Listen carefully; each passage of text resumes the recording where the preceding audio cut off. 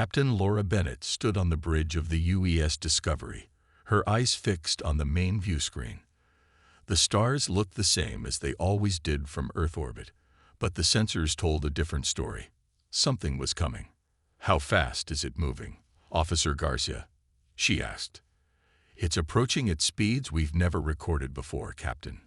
Whatever it is, it's not human," Garcia replied, his fingers dancing across the control panel. Laura took a deep breath. After years of searching the stars, humanity might finally get its answer to the age-old question: are we alone? "Send word to Earth Command. We have a potential first contact situation." Within hours, the strange vessel had slowed its approach and taken position near the moon. It was unlike anything humans had built, sleek, with curves that seemed to bend space around it. Its surface shimmered with a metal that changed colors as it moved. The communications officer jumped in his seat. "Captain, we're receiving a transmission." It's in English." Laura's eyebrows rose. "Put it through." A clear voice filled the bridge. "Attention humans, you are now entering Galactic Council space. Prepare to receive envoys." Earth wasn't ready, but it had to be. 3 days later, Laura stood in a hastily prepared conference room in Washington, D.C., alongside the president and representatives from every major nation. Security was tight, tension was high, and every eye was on the door. When it opened, 3 beings walked in. The first was tall and reptilian, with scales that shifted from green to blue as it moved. It walked on 2 legs but had 4 arms that ended in clawed hands. The second was insect-like, with compound eyes and thin limbs that clicked against the floor. Its body was covered in a hard shell that looked like polished amber. The third appeared almost human, except for the silver skin and eyes that were entirely black, like pools of oil. The human-like alien stepped forward. "I am Tavril of the Ellerin people.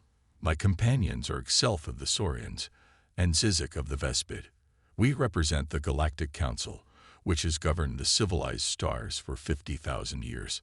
President Martinez stood to greet them. "On behalf of Earth, welcome. We are honored by your visit." Xelf, the reptilian, made a sound like a laugh.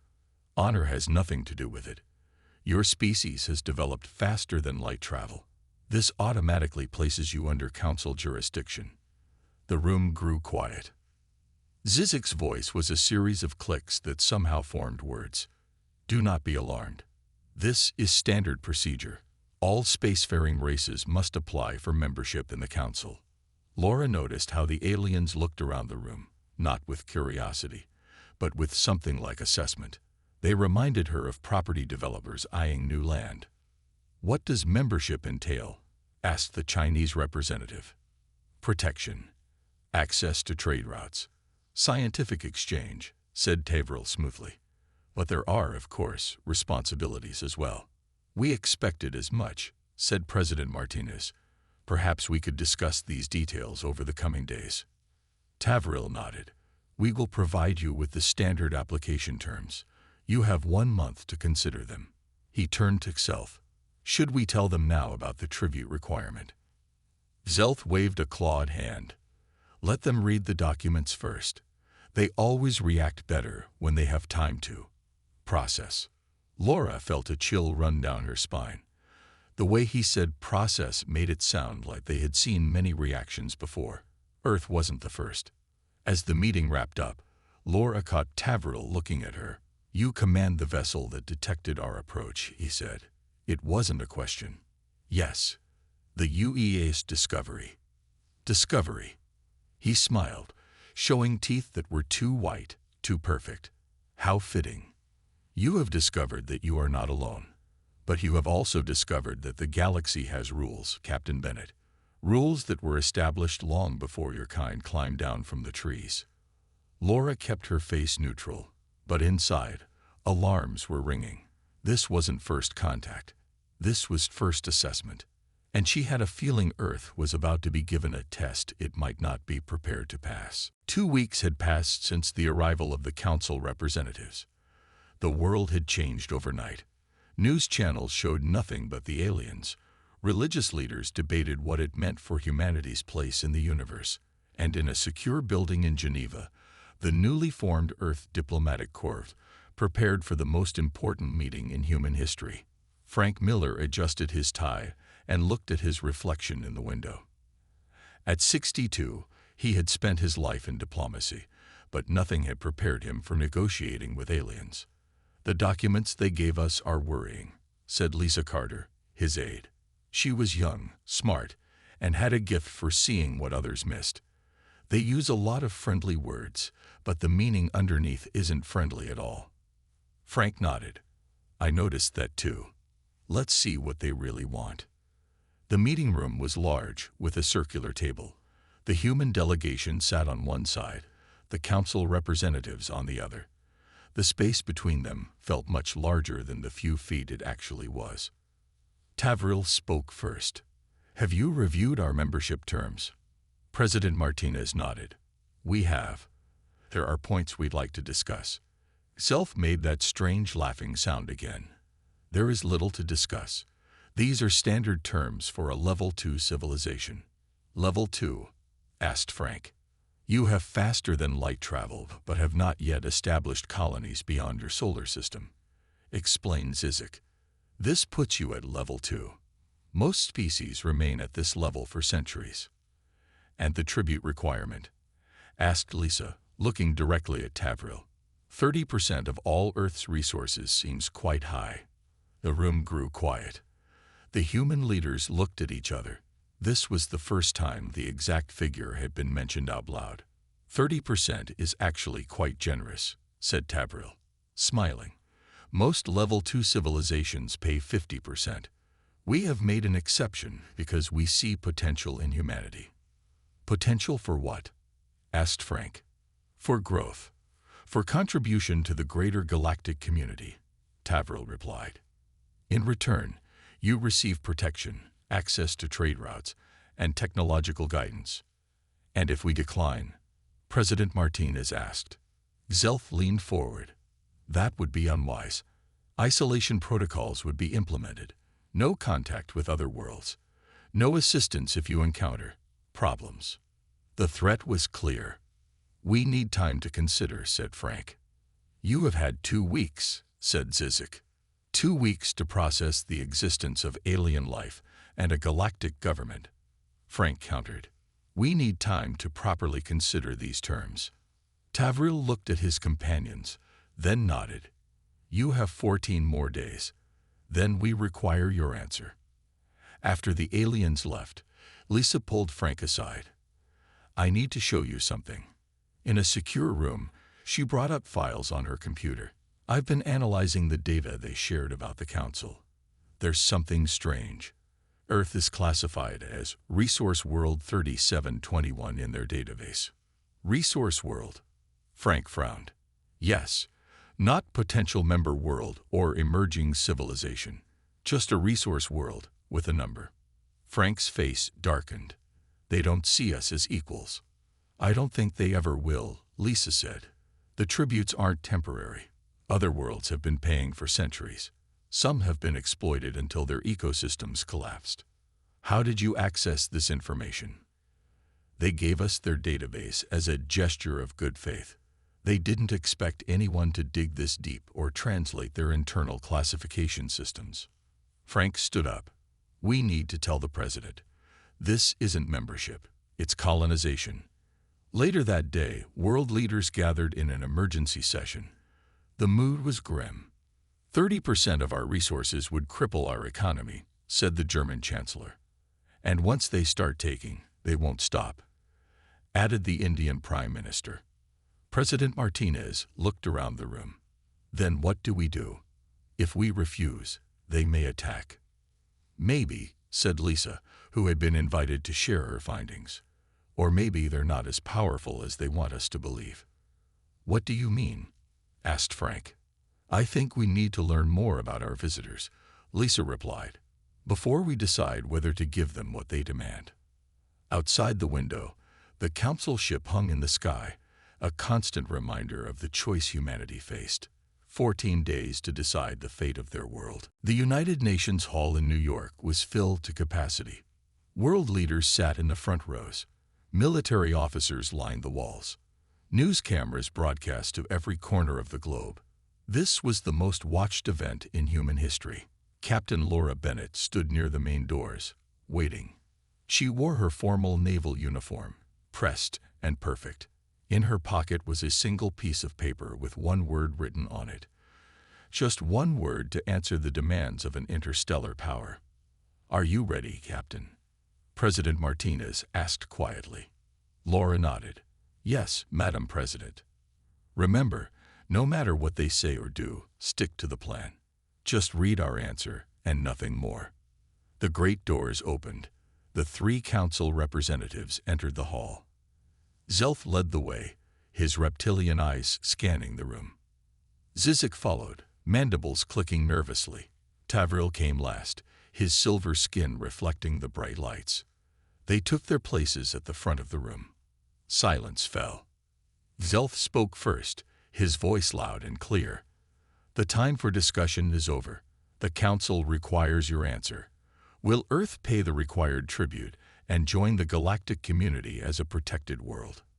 President Martinez stood. "We have considered your offer carefully. Captain Bennett will deliver Earth's official response." Laura walked to the podium. She could feel the eyes of humanity upon her, watching from screens around the world. She could feel the cold stares of the council representatives. She took out the paper from her pocket, unfolded it, and read the single word written there. "No." The silence that followed was absolute. Zelf blinked slowly, as if he hadn't heard correctly. Zizek's mandibles stopped moving. Tavril's face showed genuine surprise. "I don't understand," Tavril said finally. "Is there more to your response?" Laura folded the paper and put it back in her pocket. "No." Zelf stepped forward, his claws clicking against the floor. "Perhaps you don't understand the consequences of refusal. The Council will isolate Earth. No trade, no contact with other worlds, no protection from the dangers of space." Laura remained at the podium, silent. Tavril tried a different approach. "We could discuss a lower tribute rate, perhaps 25% instead of 30%, for a temporary period." "Our answer remains the same," President Martinez said from her seat. Zizek made an angry buzzing sound. "This is unprecedented. No world has ever refused tribute." "Then perhaps it's time someone did," Laura replied. Zelf's scales darkened with anger. "This is your final decision. You choose isolation. You choose to stand alone against the vastness of space." President Martinez stood and walked to join Laura at the podium. "We don't stand alone." She pressed a button, and the large screen behind them lit up. It showed Earth's space fleet, not the 27 ships Admiral Wright had mentioned in the meeting, but 50 vessels in perfect formation near the moon.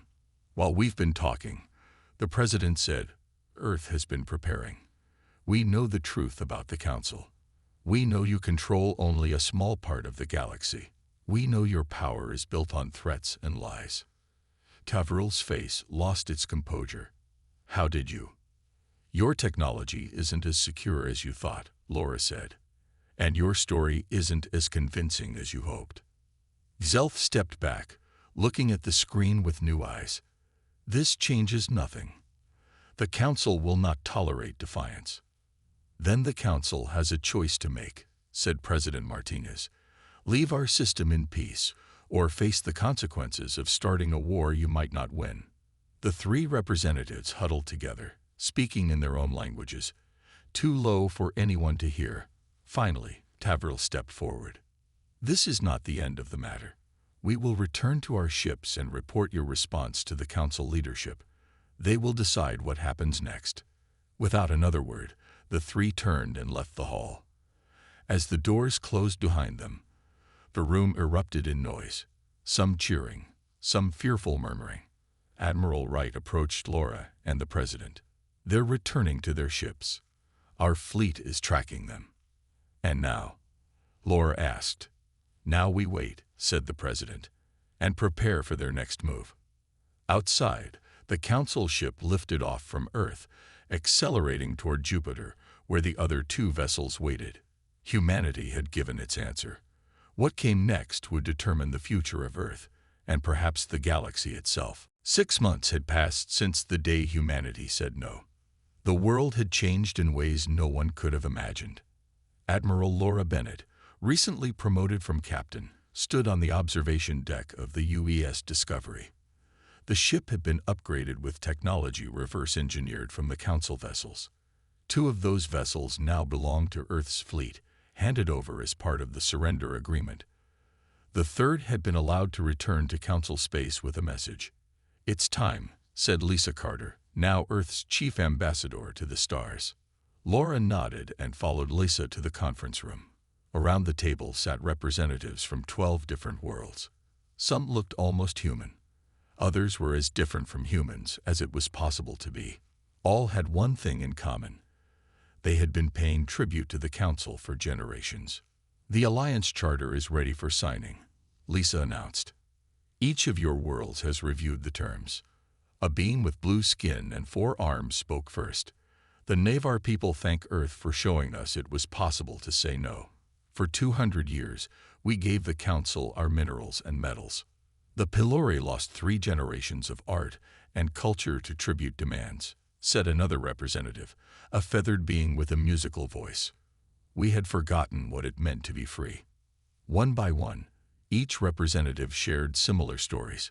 Worlds stripped of resources, species forced to work as laborers, ancient cultures diminished by Council demands. "The Alliance is founded on one principle," Laura said. "No sentient species has the right to demand tribute from another. We trade as equals or not at all." The signing ceremony was brief but meaningful.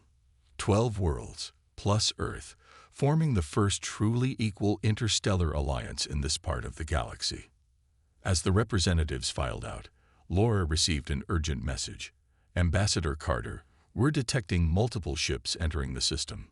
Laura and Lisa hurried to the bridge. On the main screen, they could see 5 Council warships approaching. "They're hailing us," said the communications officer. On screen, Laura ordered. A new face appeared, not Self or any of the original Council representatives, but a stern-looking member of a species they hadn't seen before. "I am High Counselor Drav. The Council has considered Earth's actions and your so-called alliance. We have decided to show you the true might of the Council. Surrender now or face destruction." Laura looked at Lisa, who nodded slightly.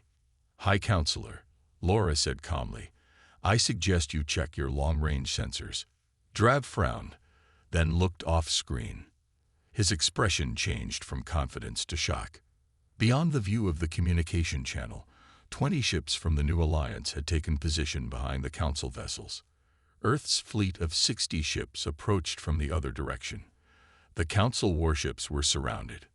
"This doesn't have to end in conflict," Laura continued. "The Alliance seeks peaceful relations with all species, including the Council races." "You cannot possibly think," Drav began. "We've already contacted 17 other tribute worlds," Lisa interrupted. "They're waiting to see what happens here. Your choice today determines whether the Council adapts or falls." Drav was silent for a long moment. "The Council has stood for 50,000 years. The Council has lied for 500 years, Laura corrected. "We know your true history now. You're welcome to join our alliance as equals. The age of tribute is over." 3 days later, Lisa Carter stood before the expanded Alliance Council. 3 of the 7 Council species had agreed to join as equal members. The others had retreated to their home systems, their power broken. "We have a lot of work ahead," Lisa told the gathered representatives. "Hundreds of worlds need to be contacted. Trade agreements established. Defensive pacts signed." A Navar representative raised a 4-fingered hand. How did Earth find the courage to stand alone? To say no when no one else had? Lisa smiled. "We weren't thinking about changing the galaxy. We were just protecting our home. Sometimes the most powerful act is the simplest one." Above them, through the clear dome of the Alliance headquarters, stars shone brightly. Many now held worlds free from tribute for the first time in generations. All because humanity had replied with one word. Deep beneath the Rocky Mountains, in a facility few knew existed, the most powerful people on Earth gathered in secret. Military uniforms mixed with business suits around a large table lit by harsh white lights. Maps and screens covered the walls, showing the positions of the Council ships near Jupiter. President Martinez stood at the head of the table. "We need options. The Council expects an answer in 12 days.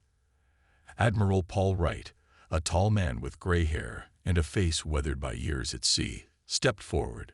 "Madam President, we've been monitoring the Council fleet since they arrived.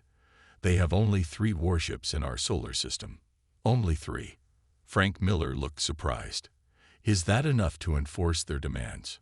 "That's what we've been asking ourselves," the Admiral replied. "A species that controls hundreds of worlds should have a much larger presence."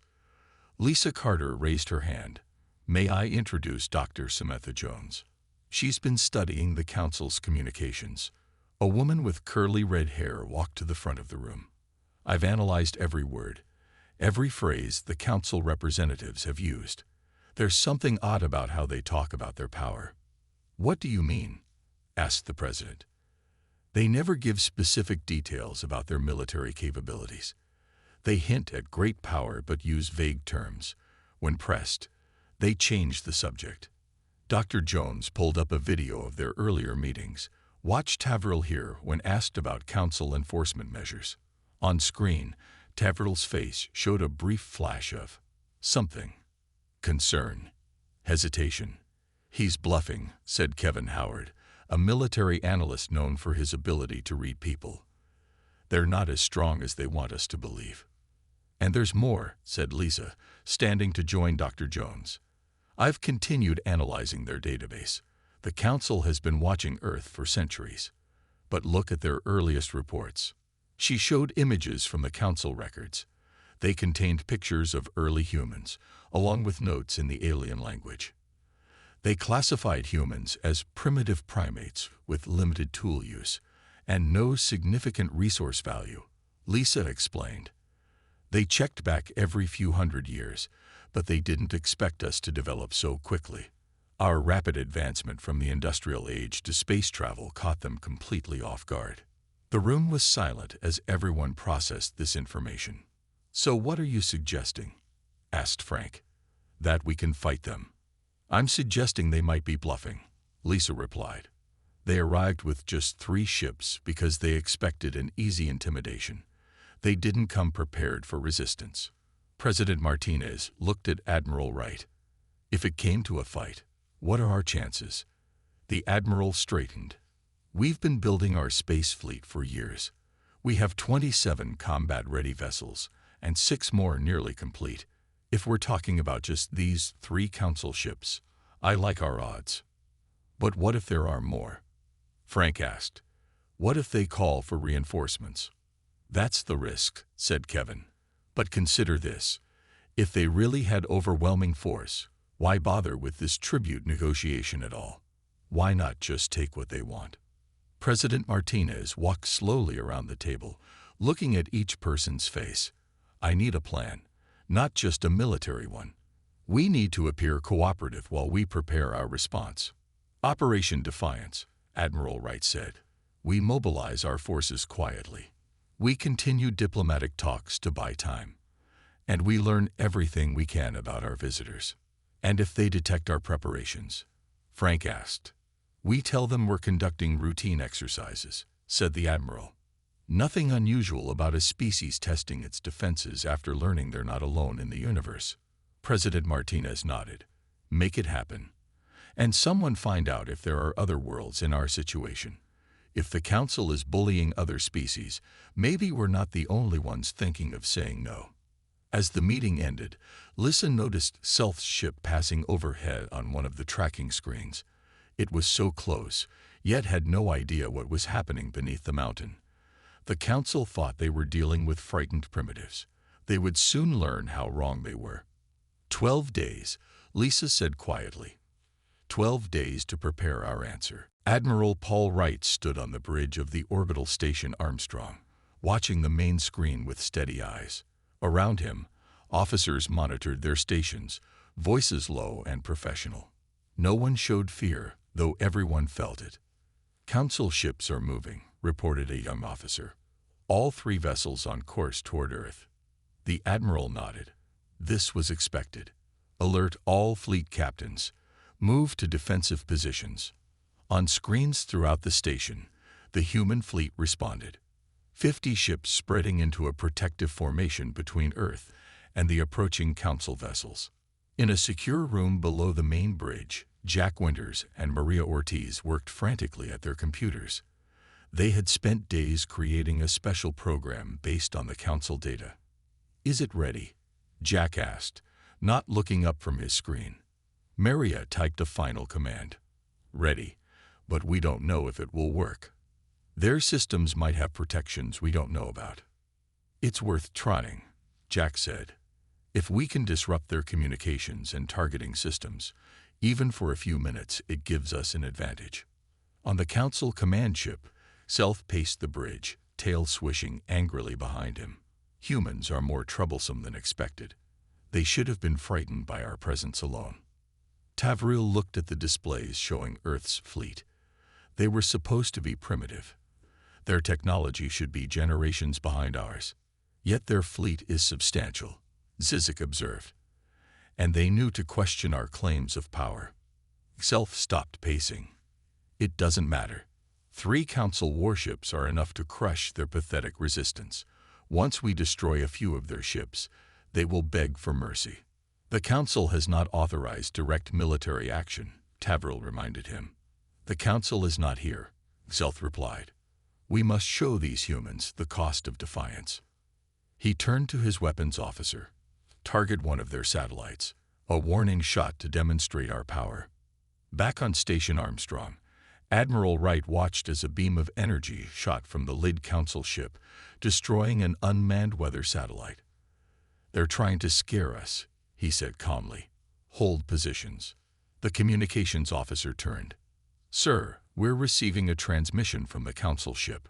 On screen, Self's reptilian face appeared. "This is your final warning. Lower your defenses and accept our terms, or we will destroy your fleet." Admiral Wright stood tall. "This is Earth Fleet Admiral Paul Wright. We have no hostile intentions toward the Council, but we will defend our world. I suggest you reconsider your actions." Self laughed. "You think your primitive ships can stand against Council technology? You have no idea what we can do." "Perhaps," the Admiral replied. "But we're quick learners." He nodded to his communications officer, who cut the transmission. "Jack, Maria," he said into his comlink. "Now would be a good time." In their secure room, Jack and Maria launched their program. It traveled through space, targeting the communication systems of the Council ships. On the Council command ship, alarms suddenly blared. Screens flickered and went dark. Communication systems failed. "What's happening?" Zelf demanded. "Some kind of attack on our systems," a Council officer replied. "We've lost communications with the other ships. Targeting systems are offline." "Impossible." Zelf slammed his fist down. "Their technology can't do this." On the Armstrong, Admiral Wright watched as the Council ships drifted, seemingly confused. All ships moved to surround the Council vessels, weapons ready but do not fire unless fired upon. The Earth fleet moved with precision, 30 ships forming a sphere around the 3 Council warships. The remaining 20 stayed in defensive positions near Earth. When communications with the Council ships returned, Admiral Wright opened a channel. "Council vessels, you are surrounded. We have no desire for conflict, but we will not pay tribute. We offer you a choice. Leave our system in peace, or surrender your vessels." On his ship, Self stared at the screen in disbelief. The humans had outmaneuvered them. Somehow, these primitives had disabled Council technology and surrounded their ships. "This cannot be happening," he whispered. Tavril stepped forward. "Perhaps we should consider their offer. We are outnumbered." Zelf turned to him, eyes burning with anger. The Council does not surrender to primitives. But as he looked at the screens showing Earth ships on all sides, even Self had to admit the truth. For the first time in Council history, they were not the ones dictating terms. 3 days remained before the Council's deadline. In the underground facility, world leaders gathered for the final time. The room felt different now, tense, but with a current of energy that hadn't been there before. Hope mixed with fear. Admiral Wright stood before a large screen showing Earth's fleet positions. All 27 ships are in position. 6 more will be ready within 48 hours. We've armed them with our best weapons and updated their systems based on what we learned from the Council technology. President Martinez nodded. And the Council ships? Still only 3, positioned near Jupiter. They haven't called for reinforcements, which supports our theory that they're bluffing. Lisa Carter stepped forward. I finished analyzing all the data Lieutenant Winters obtained. It's worse than we thought. The Council has strip-mined entire worlds. Some planets paid tribute for so long they exhausted their resources and were abandoned. She showed images of barren worlds, once thriving with life, now empty shells. This is what awaits Earth if we agree to their terms, she said quietly. 30% now will become 50% later, then more, until there's nothing left. The room was silent. Frank Miller, who had been the voice of caution throughout, looked tired. We still don't know what will happen if we refuse. They could have weapons we don't understand. They could call for more ships. They could, Admiral Wright agreed. But now we know they're not gods. They're just another spacefaring race, not much older than we are. President Martinez turned to the room. I need everyone's position. This decision affects all of humanity.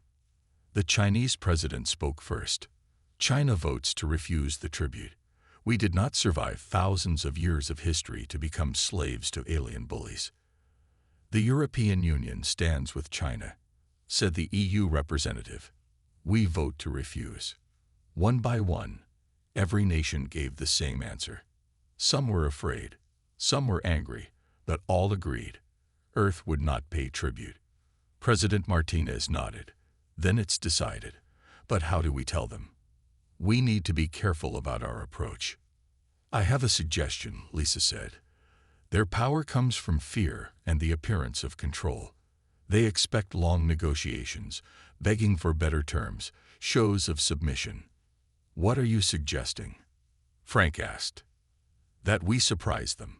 They expect a detailed response, pages of diplomatic language, perhaps an attempt to negotiate the percentage down. Lisa looked around the room. What if we gave them just one word? One word. Frank looked confused. Yes, Lisa said. The simplest, clearest answer possible. Admiral Wright smiled. I like it. It shows we're not afraid. It's also unexpected, added Kevin Howard. They won't have a prepared response. It might buy us time while they figure out what to do next. President Martinez considered this. What word did you have in mind? Lisa smiled. The most powerful word in any language when dealing with bullies. No. The room grew quiet again, but this time with a different kind of tension. The simplicity was shocking. Just no, Frank asked. Nothing else. Nothing else, Lisa confirmed. Clear, direct, impossible to misinterpret.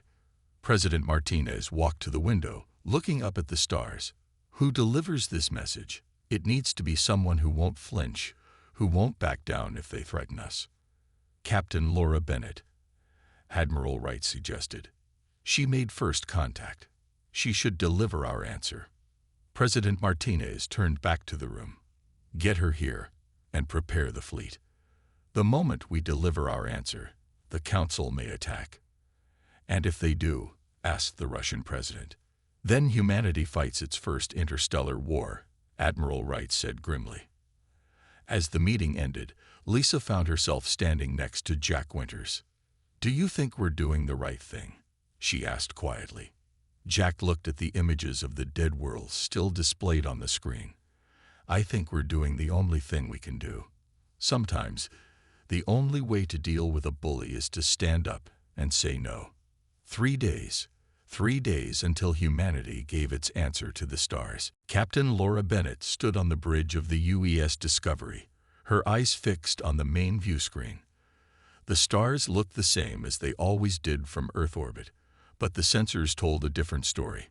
Something was coming. "How fast is it moving, Officer Garcia?" she asked. "It's approaching at speeds we've never recorded before, Captain. Whatever it is, it's not human," Garcia replied, his fingers dancing across the control panel. Laura took a deep breath. After years of searching the stars, humanity might finally get its answer to the age-old question: are we alone? "Send word to Earth Command. We have a potential first contact situation." Within hours, the strange vessel had slowed its approach and taken position near the moon. It was unlike anything humans had built, sleek, with curves that seemed to bend space around it. Its surface shimmered with a metal that changed colors as it moved. The communications officer jumped in his seat. "Captain, we're receiving a transmission." It's in English." Laura's eyebrows rose. "Put it through." A clear voice filled the bridge. "Attention humans, you are now entering Galactic Council space. Prepare to receive envoys." Earth wasn't ready, but it had to be. 3 days later, Laura stood in a hastily prepared conference room in Washington, D.C., alongside the president and representatives from every major nation. Security was tight, tension was high, and every eye was on the door. When it opened, 3 beings walked in. The first was tall and reptilian, with scales that shifted from green to blue as it moved. It walked on 2 legs but had 4 arms that ended in clawed hands. The second was insect-like, with compound eyes and thin limbs that clicked against the floor. Its body was covered in a hard shell that looked like polished amber. The third appeared almost human, except for the silver skin and eyes that were entirely black, like pools of oil. The human-like alien stepped forward. "I am Tavril of the Ellerin people. My companions are Xelf of the Saurians and Zizek of the Vespid. We represent the Galactic Council, which has governed the civilized stars for 50,000 years." President Martinez stood to greet them. "On behalf of Earth, welcome. We are honored by your visit." Xelf, the reptilian, made a sound like a laugh. "Honor has nothing to do with it. Your species has developed faster than light travel. This automatically places you under council jurisdiction." The room grew quiet. Zizek's voice was a series of clicks that somehow formed words. "Do not be alarmed. This is standard procedure. All spacefaring races must apply for membership in the council." Laura noticed how the aliens looked around the room, not with curiosity, but with something like assessment. They reminded her of property developers eyeing new land. "What does membership entail?" asked the Chinese representative. "Protection, access to trade routes, scientific exchange," said Tavril smoothly. "But there are, of course, responsibilities as well." "We expected as much," said President Martinez. "Perhaps we could discuss these details over the coming days." Tavril nodded. "We will provide you with the standard application terms. You have 1 month to consider them." He turned to Xelf. "Should we tell them now about the tribute requirement?" Xelf waved a clawed hand. "Let them read the documents first. They always react better when they have time to process." Laura felt a chill run down her spine. The way he said process made it sound like they had seen many reactions before. Earth wasn't the first. As the meeting wrapped up, Laura caught Tavril looking at her. "You command the vessel that detected our approach," he said. It wasn't a question. "Yes, the UES Discovery." "Discovery." He smiled, showing teeth that were too white, too perfect. "How fitting. You have discovered that you are not alone. But you have also discovered that the galaxy has rules, Captain Bennett. Rules that were established long before your kind climbed down from the trees." Laura kept her face neutral, but inside, alarms were ringing. This wasn't first contact. This was first assessment. And she had a feeling Earth was about to be given a test it might not be prepared to pass.